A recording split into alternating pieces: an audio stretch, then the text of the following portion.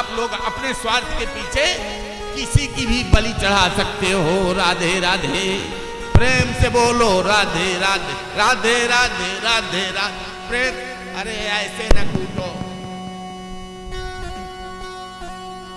भज मन नारायण नारायण नारायण, भज मन नारायण नारायण नारायण, भज मन नारायण नारायण नारायण, भज मन नारायण नारायण नारायण, भज मन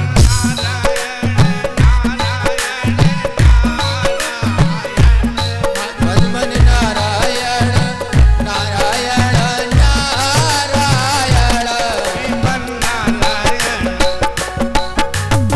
नारायण, लक्ष्मी नारायण नारायण नारायण, राधे नारायण नारायण नारायण, राधे नारायण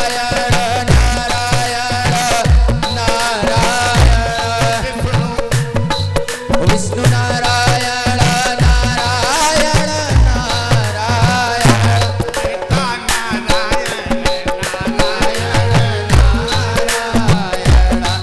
लक्ष्मी नारायण नारायण नारायण।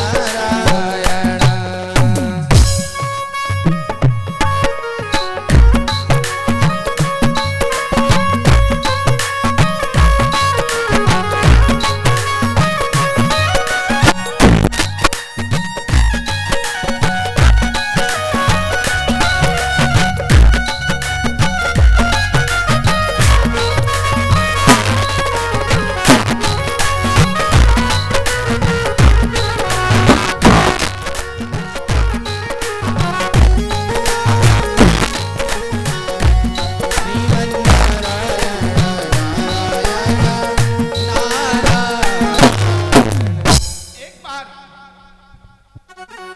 एक सज्जन आए और गोस्वामी दास जी से बोले, बोले बाबा, बोले क्या है बेटा?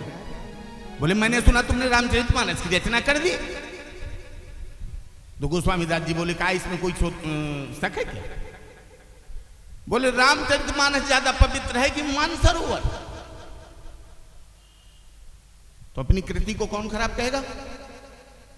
गोस्वामी दास जी ने कहा, my book Ramcharitmanas is also holy book in my personal opinion. मेरे अपने विचारों में मेरी रामचरितमानस क्लासिकल पुस्तक है, बाकी तुम्हारा कोई सिद्धांत हो तो बताओ। उस व्यक्ति ने कहा, बोले मानसरोवर में स्नान करते हैं भगवान शंकर, आप रामचरितमानस की तुलना मानसरोवर से करते हो? तुलसीदास जी बोले, बोले तुम्हें पागल कुत्ते ने काटा है? कहा कौन से देश से आए हो तुम?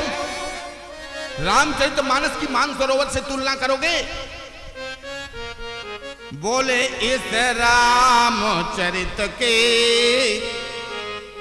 इस रामचरित के मानस की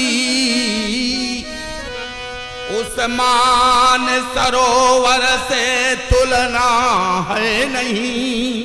क्यों? नवो रस इसमें रस एक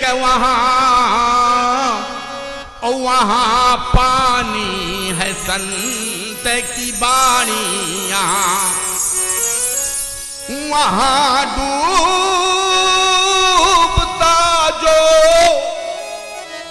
मर जाता वहीं, और यहाँ डूबता जो तर जाता यहीं, यहाँ डूबता जो तर जाता यहीं। मैंने इस प्रसंग को इसलिए कहा क्योंकि अब जब श्रीमद् भागवत के महात्म को ब्रह्मा जी ने देखा, क्या देखा कि इस कथा को सुनकर तो परीक्षित 7 दिन में उद्धार हो गए। सुनिए, अमृत में, वैसे यहां ये सभी मेरे लड़के बैठे हैं, ये सब होशियार वाला भी जानते हैं, अमृत में और कथामृत में थोड़ा सा अंतर है, बच्चे सब जानते होंगे। अमृत जो है ये व्यक्ति को अमृतत्व का गुण प्रदान करता है, अमृत। लेकिन ये जो श्रीमद् भागवत का कथामृत है, ये व्यक्ति को अमृत का गुण तो प्रदान करता है, अभयत्व का गुण प्रदान करता है। अमृत होना अलग बात है और अभयत्व होना अलग बात। आप अभय हो जाएं, ये बहुत बड़ी बात है। इसलिए जब ब्रह्मा जी ने देखा कि श्रीमद् भागवत अमृत तो कोई खास चीज है, तो उन्होंने कहा यार कैसी पुस्तक है जिसको एक पलड़े में तो रखो। एक पलड़े में जब भागवत को रखा गया और दूसरे पलड़े में संसार के सारे ग्रंथ चढ़ा दिए गए, लेकिन भागवत मैया ने अपना स्थान नहीं छोड़ा नीचे से। ब्रह्मा जी ने कहा यह विश्व का सबसे महान ग्रंथ है हमारी भागवत जी। और कथा के इसी क्रम में आगे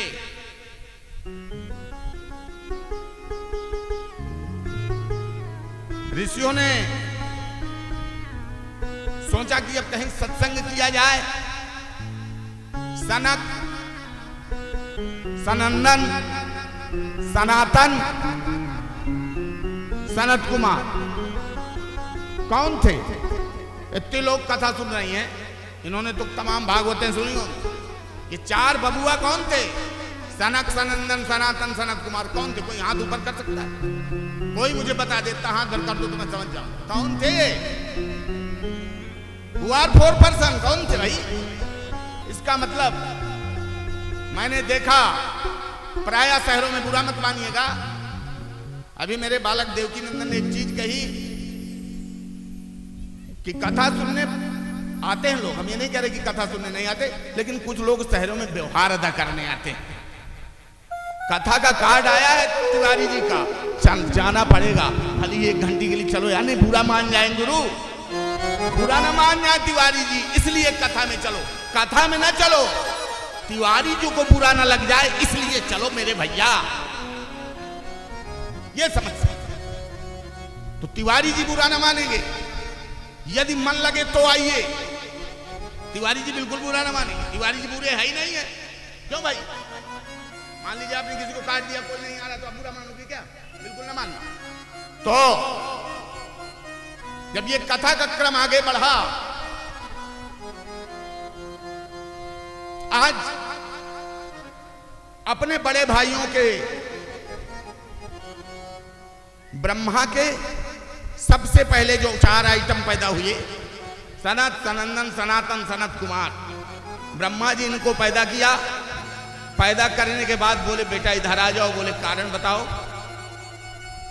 बोले सृष्टि को बढ़ाना है। बोले पिताजी आपसे दूर जाना है। बोले क्या? बोले आप कह रहे हो सृष्टि को बढ़ाना है, हमें आपसे दूर जाना है, हमें सत्संग करना है और सत्संग कराना है, हमें आपके पास नहीं आना है, न सृष्टि बनाना है। चले गए चारों।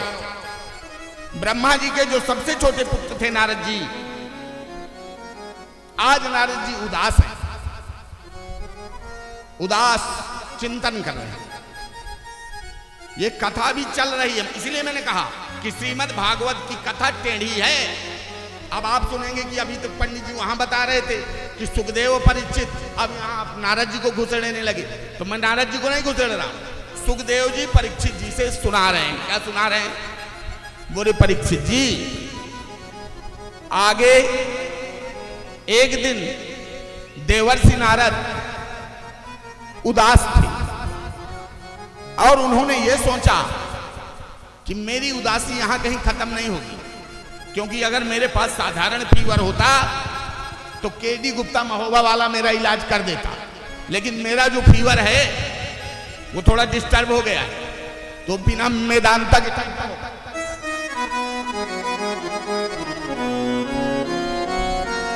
तो आज नारद जी ने सोचा कि क्यों ना हो मैं बद्री का आश्रम चला जाऊं। जैसे ही नारद जी बद्रिकाश्रम जाते हैं तो सनत, सनंदन, सनातन, सनत कुमार वो चारों लोग वहां घूम रहे थे। उन्होंने जैसे देवर्षि को देखा वो तुरंत आ गए।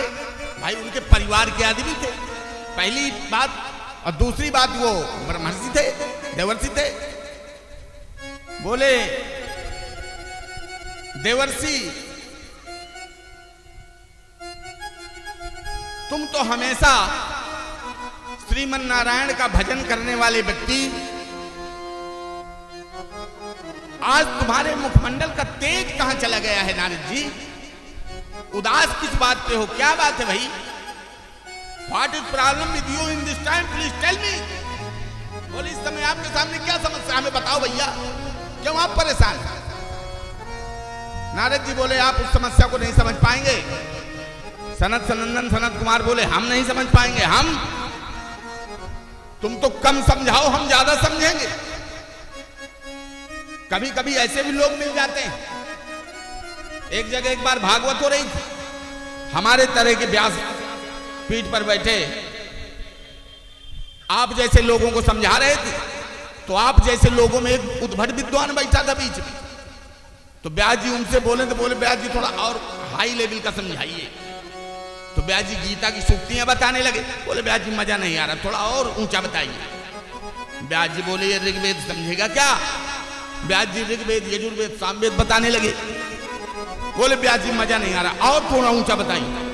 व्यास जी ने कहा एक गीता में श्लोक आता है दोग्धा गोपाल नंदना। तो जब ये श्लोक आया, अब कथा पूरी खत्म हुई, तो व्यास जी ने कहा क्यों तुम्हारे समझ में आया? बोले आपकी पूरी कथा समझ में आ गई भगवान कसम, लेकिन एक चीज समझ में नहीं आई। बोले क्या? बोले आप कह रहे थे दो गधा गोपाल नंदना, ये दो गधा कौन थे? जबकि उसका अर्थ था कि दो गधा गोपाल नंदना, गौओं का दोहन गोपाल भगवान करते हैं। वो क्या समझ रहा था? कह रहा था व्यास जी ये दो गधा कौन थे? तो व्यास जी बोले बोले बेटा दो गधा बताएं कौन थे? एक तुम थे और एक हम थे। तो ऐसे न समझिए। चिंता हुई,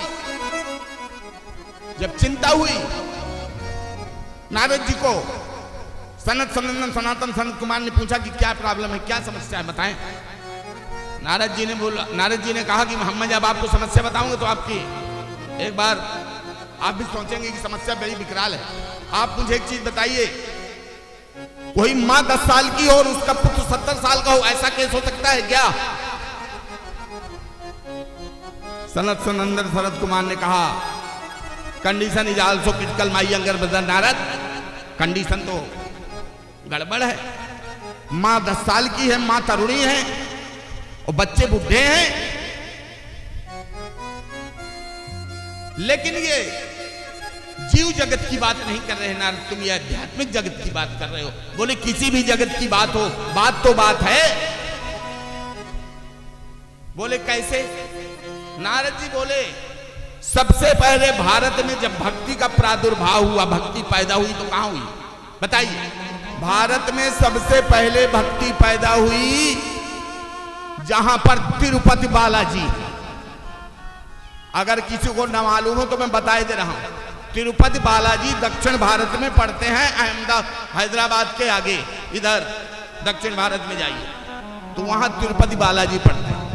ऊपर तिरुपति बालाजी है और नीचे बैठी है अम्मा, उन्हीं की मतलब उनकी पत्नी अम्मा बोलते हैं, अम्मा। तो वो बैठी है। तो सबसे पहले जो भक्ति का प्रादुर्भाव हुआ भारत में वो दक्षिण भारत में। दक्षिण भारत में भक्ति पैदा हुई और महाराष्ट्र में जवान हुई। अब आप कहेंगे महाराष्ट्र में कैसे? श्रीमान जी सुन लीजिए, श्रीमद् भागवत में महाराष्ट्र के जितने संत हुए हैं, हमारे भारतवर्ष में कोई भी राज्य में इतना कृष्ण उपासक संत हुआ ही नहीं जितना महाराष्ट्र में हुआ। महाराष्ट्र में महाराज एक महिला थी जनाबाई। अभी मैं जनाबाई का चरित्र बताऊंगा कल परसों की कथाओं में। उसके कंडे से कृष्ण की आवाज आती थी, कंडा बजाती थी तो विट्ठल बोलता था। बोलो विट्ठल विट्ठल विट्ठल विट्ठल विट्ठल विट्ठला, बोलो विट्ठल विट्ठल विट्ठल विट्ठल विट्ठल विट्ठला, बोलो विट्ठल विट्ठल विट्ठल विट्ठल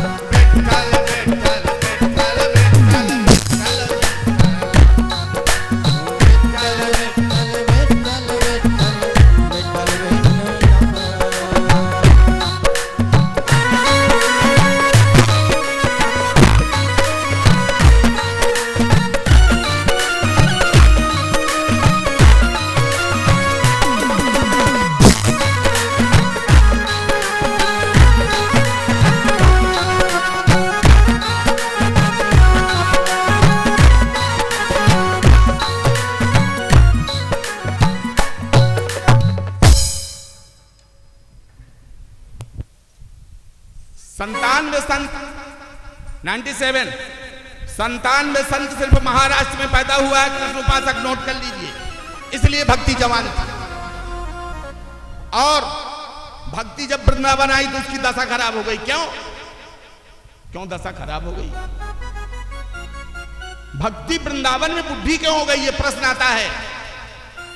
भागवत वेत्ताओं ने तो आपको बताया होगा, आपने बहुत सारी कथाएं सुनी होंगी। मैं तो कथा वथा करता नहीं हूं, मैं तो गणित का लेक्चरर आदमी। ये मेरा शिष्य है, मेरा विपिन, बहुत प्रिय शिष्य में रहा। इसने कहा गुरुजी आपकी छुट्टी है, कथा सुना दीजिए। हमने कहा कहां फंसा रहे हो? बोले गुरुजी आप ऐसे सुनना है। हमने कहा ठीक है सुनाएंगे। सुनिए, भक्ति वृंदावन में क्यों वृद्धि हुई, सुनिएगा ध्यान से, पूछिएगा किसी से। भक्ति महाराष्ट्र में जवान रही, भक्ति दक्षिण भारत में पैदा हुई, और भक्ति जैसे वृंदावन आ गई तो दोनों पुत्र बुढ़े हो गए। क्यों? दक्षिण भारत में भक्ति भी होती है, ज्ञान और वैराग्य भी रहता है। वहां ज्ञान और वैराग्य के साथ लोग भक्ति करते हैं। महाराष्ट्र में भी ज्ञान और वैराग्य के साथ भक्ति करते हैं। मथुरा वृंदावन में भी तो ज्ञान और वैराग्य के साथ लोग भक्ति करना चाहते हैं। लेकिन ये त्रिभंग लली, मदन मोहन, माखन चोर, कन्हैया, गोपाल, नटखट, बराह, पीड़त, ये लोगों को ज्ञान और वैराग्य रहने नहीं देता लोगों के पास। इसकी निगाह में वो दम है कि जब निगाह से निगाह मिलती है तो लोगों का ज्ञान और वैराग्य एक सेकंड में खत्म हो जाता है। आपको एक कथा बताऊं। एक मुस्लिम महिला थी, मुस्लिम, जिसका नाम था ताज बेगम। अकबर की पत्नी थी, अकबर की। और वो जा रही थी हज करने। तो जब हज करने जा रही थी तो वहां भगवान कृष्ण का भजन चल रहा था, मथुरा वृंदावन में। तो जब भजन चल रहा था तो ताज बेगम ने कहा, जो उनका लिए थे डोला, उनके जो सैनिक थे, बोले ऐसा नहीं, खड़े हो जाओ। बोले क्यों? बोले यहां एक कौन सा भजन चल रहा है। बोले कौन सा भजन चल रहा है? और वहां भजन कौन सा चल रहा था? वहां भजन चल रहा था, कृष्ण गोविंद गोविंद, कृष्ण गोविंद गोविंद, हे गोपाल राधे कृष्ण गोविंद गोविंद, हे गोपाल राधे कृष्ण गोविंद गोविंद,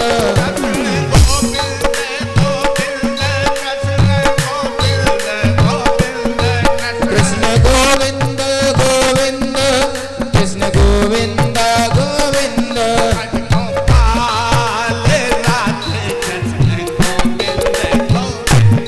हे गोपाल राधे कृष्ण गोविंद गोविंद। किसका शोर हो रहा है? ये कौन है गोपाल राधे कृष्ण गोविंद को? रोको यहीं पर। बोले सुनो बेगम साहिबा, यदि आपकी गाड़ी यहां पर रुक गई तो फिर आप हज करने नहीं जा पाओगी। बोली क्यों? हज करने में कौन सी पाबंदी है? बोले यहां पर हिंदुओं का छोटा खुदा रहता है। बोले छोटा खुदा? खुदा तो एक है। बोले तुम्हारा बड़ा वाला है, इनका छोटा वाला है। तो बोले क्या छोटा खुदा के मैं दर्शन कर सकती हूं? तो उसके जो सिपाही सलाहकार थे, बोले दर्शन कर सकती हैं आप, चलिए। और प्रत्यक्ष बात आपको बता रहा हूं, कोई किंवदंती नहीं। ताज बेगम जब बांके बिहारी के मंदिर में गई और बांके बिहारी की मोहनी सूरत को ताज बेगम ने देखा, नजर से मिलते नजर को हमने नजर से मिलते नजर को देखा, और नजर मिली जब नजर के ऊपर, नजर को झुकते नजर से देखा, और यह स्थिति हुई। और ताज बेगम ने मालूम है क्या कहा? बोलो सुनो सुनो दिल जानी मेरे दिल की कहानी सुनो। ताज बेगम कह रही है और दस्त तेरे बिकानी बदनामी भी सहूंगी मैं और देव पूजा ठानी तक कलमा कुरानी और नमाजहु भुलानी तेरे गुण ना तजूंगी मैं। बोले मैंने नमाज को भी छोड़ दिया, तुम्हारे पीछे मैंने नमाज को भी छोड़ दिया।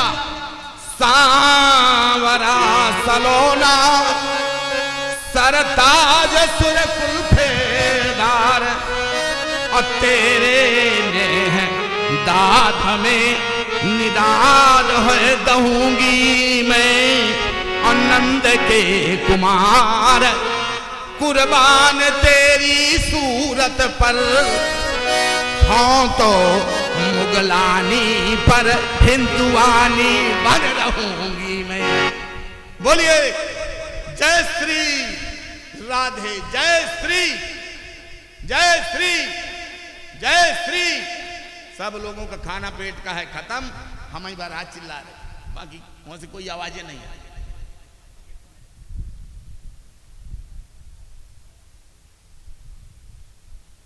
ये कहां चला गया? देवकी नंदन कहां चला गया? क्या? अच्छा मम्मी, ठीक, मिल ले दो, मम्मी से मिल ले।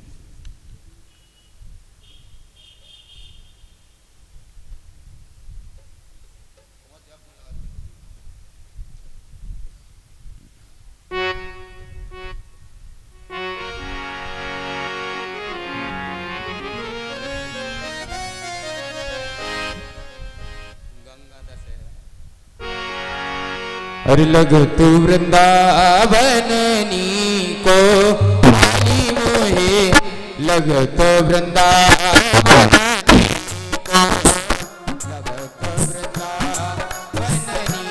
को आली मोहे लग तो वृंदावननी को।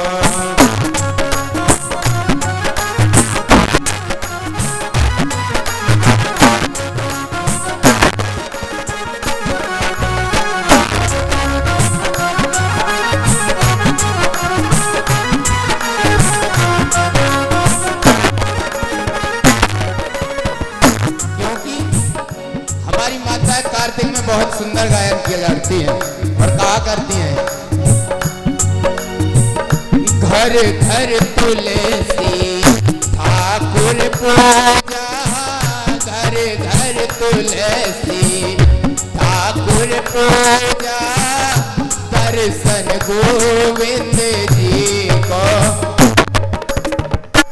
ऐसे नहीं लगा, हाथ उठाओ अपने लंबे लंबे ऊपर उठाओ, फिर बोलो लगत वृंदावननी को आली मोहे लगत वृंदावननी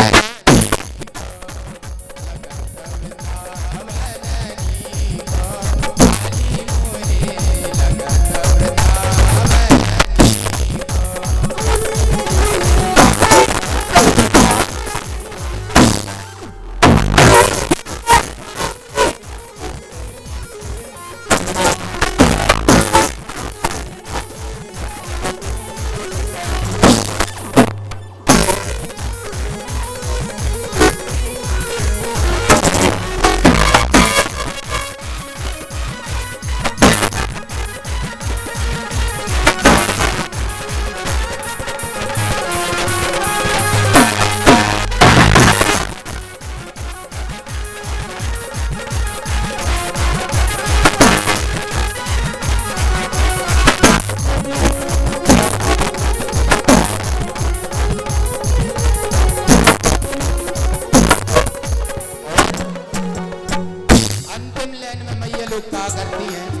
की कथा भी सुननी है तो ऐसा थोड़ी है यही चलेगा। सुंदर नीर बात जमुना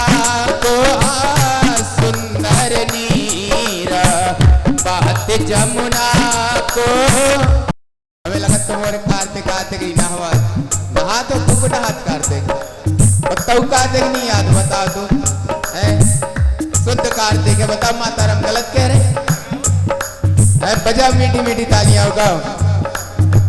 सुंदर नीरा बहत जमुना को सुंदर नीरा बहत जमुना को भोजन दूध दही को आले मोहे लगत वृंदावनी को आली मोहे लगत वृंदावनी को।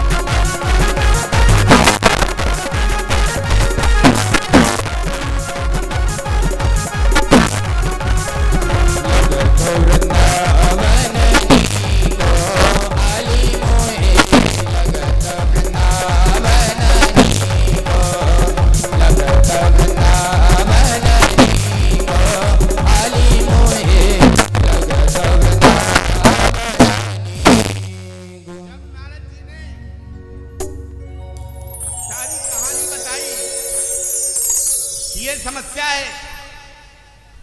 मथुरा वृंदावन में भक्ति तो यंग है, लेकिन ज्ञान और वैराग्य दोनों बूढ़े हो गए। तो वो कैसे स्वस्थ हो?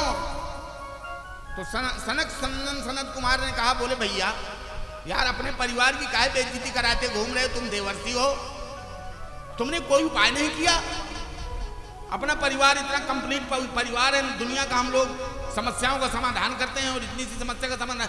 अरे बोले भैया मैंने ऋग्वेद सुनाया, यजुर्वेद सुनाया, सामवेद सुनाया, सारी ऋचाएं सुनाई, सारे पुराण सुनाए, लेकिन वो टस के मस नहीं हो रहे। बोले वो दोनों विकल अवस्था में पड़े हैं।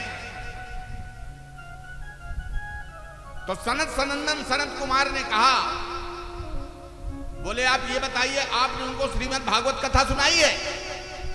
नारद जी बोले आप ये बताओ, जब मैंने ऋग्वेद यजुर्वेद सामवेद बता दिया उनको, सारी ऋचाएं उनके कान में मैंने पढ़ाई और वो टस के मस नहीं हो रहे हैं, तो श्रीमद् भागवत कथा में जिंदा हो जाएंगे क्या?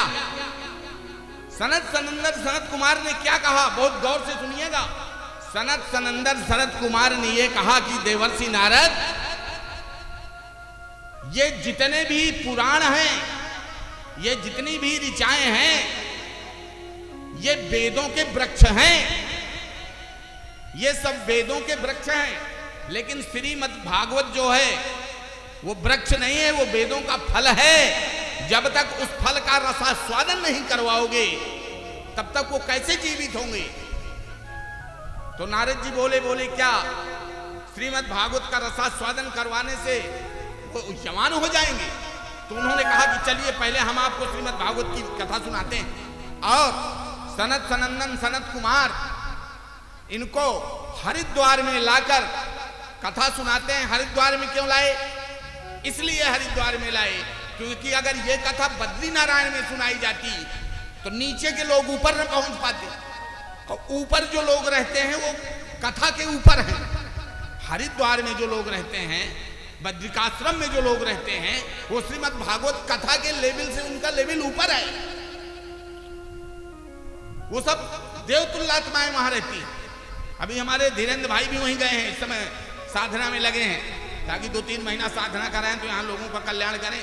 खत्म हो गया है ना खजाना, तो फिर से मांगने गए। तो जब ये कथा सुनाई उन्होंने, तो कथा सुनने के बाद मालूम है क्या हुआ? कथा सुनने के बाद हुआ, भक्ति सुतो तो तरुणी ग्राहीत्वा, भक्ति सुतो तो तरुणी ग्राहीत्वा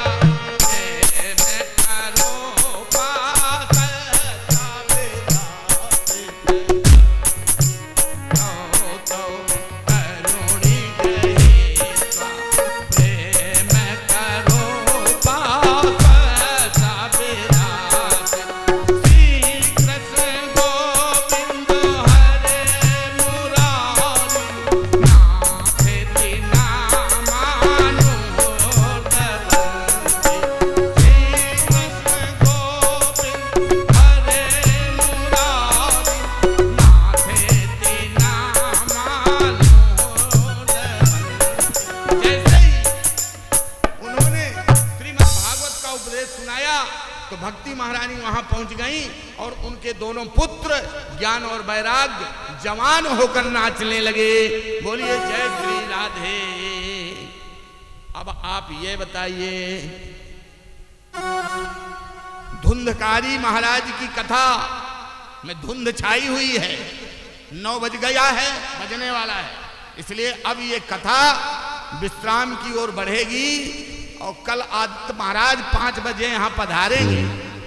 सबसे पहले धुंधकारी का धुंध खत्म करेंगे, इसके बाद आगे की कथा जितनी हर इच्छा तक हो सकेगी सुनाने का प्रयास करूंगा। सभी भक्तों को राम राम। श्री हरि। सभी लोग प्रसाद लेके जाएंगे, यथाउचित स्थान पर खड़े होकर के आरती में सम्मिलित होंगे। उसके पहले एक छोटा सा भजन भगवान के चरणों में।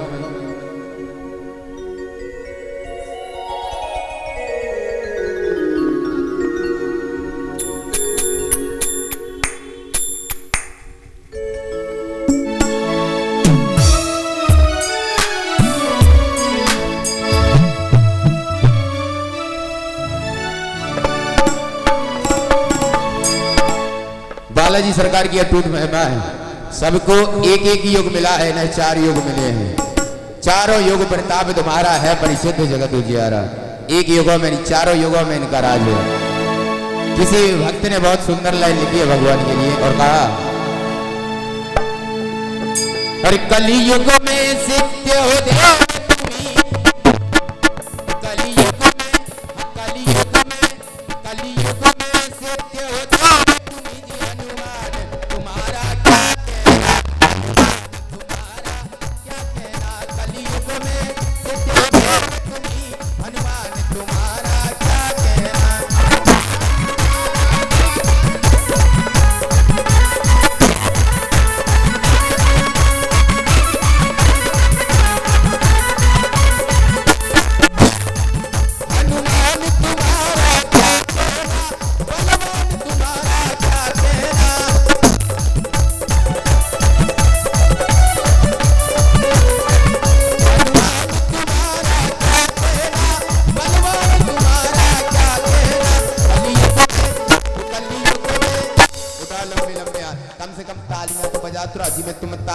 तो हो सका हाथन की रेखाएं बदल जाए, कछुआ चोर का बताए तैसे बाहर जाओ 10 को नोट मिल जाओ, तो बहुत बड़ी बात है हमारे पास तो 10 को। आपको बता दें, तुलसी सतसई नामक ग्रंथ में लिखा है ताली क्यों बजाई जाती है, आपको मालूम है? कि खाली ऐसे कूटा रहे, कुटवार है, कूटो नहीं, ये नहीं कारण है। तुलसी सतसई नामक ग्रंथ में लिखा गया है कि हाथ की दोनों तालियां बजाने का मतलब ये है कि जैसे तुमने भेजा था आज भी वैसे है, पूरे हाथ खुले, कुछ है नहीं हमारे हाथ में। पहला कारण। दूसरा कारण, आपका बीपी कम हो जाएगा, चाहे दवाई के चक्कर में अस्पतालों को खाए जा रहे हैं, न जाने पर कितना पैसा खर्च कर रहे हो। और मैं आपको बता दूं, यदि आप किसी व्यक्ति को शुगर हो जाती है ना, शहरों में ज्यादा होती, 2 मिनट रुकिए, किसी व्यक्ति को शुगर हो जाती है अगर, डायबिटीज बहुत घातक बीमारी है, शरीर को खोखला कर देती है। डायबिटीज 2 प्रकार की है, एक डायबिटीज है बीमारी शुगर की, और कुछ लोगों को काम क्रोध मद लोभ अहंकार की डायबिटीज चढ़ी हुई है। ये अहंकार मद काम क्रोध की जो डायबिटीज चढ़ी है, ये भी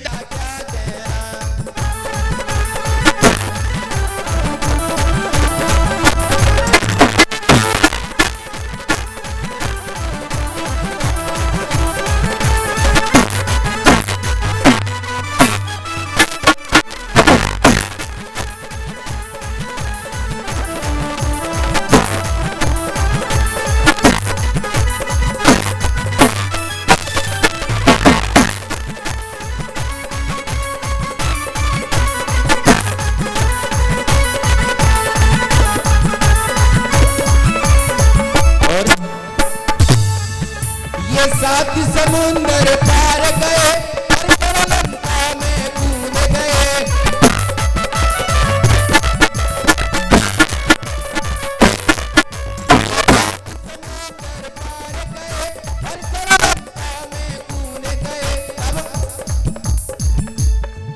लंका को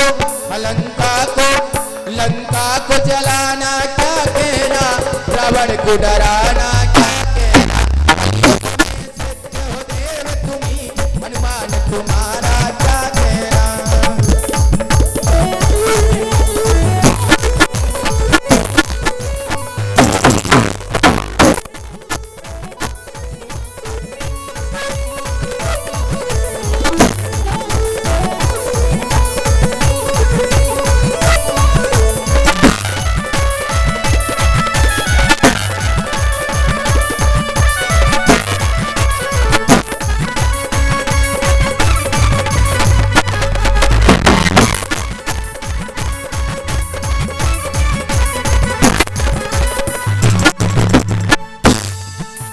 लक्ष्मण जी बेहोश हुए, संजीवनी बूटी लाने गए।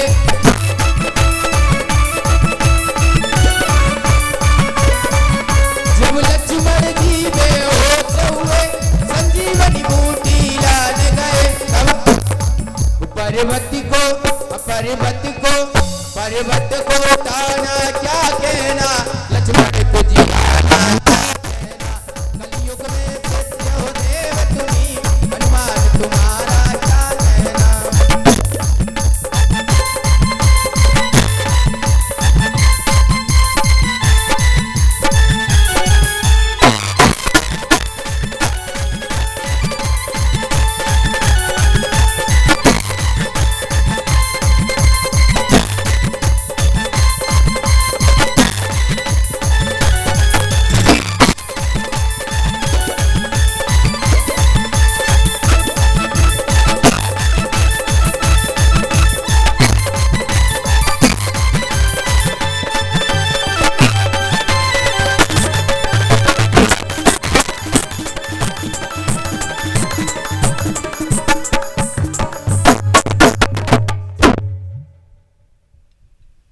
सभी लोग अपने यथोचित स्थान पर खड़े होकर आरती में सम्मिलित होंगे।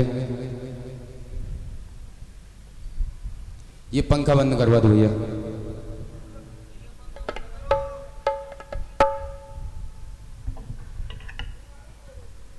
भैया तुरंत बंद करवाया करिए।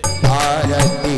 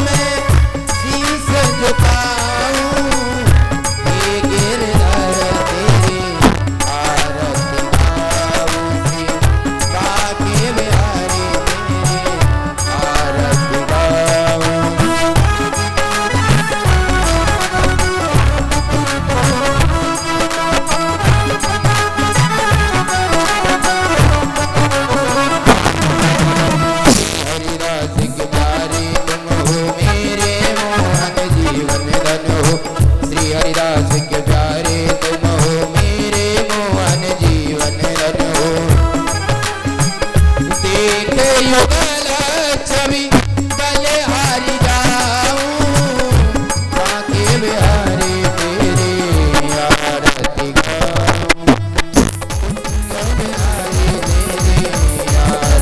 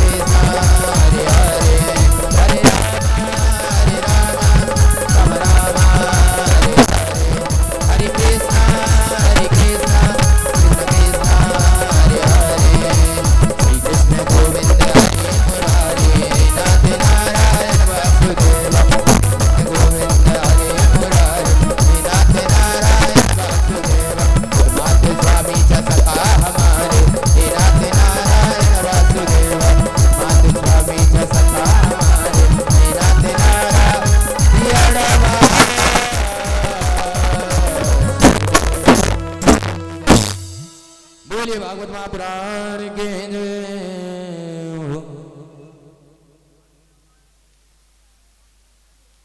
पुष्प दे दो कुछ हाथ में तरह पुष्प दे दीजिए थोड़ी इनके हाथ में प्रभु जी आप यहाँ आ जाइए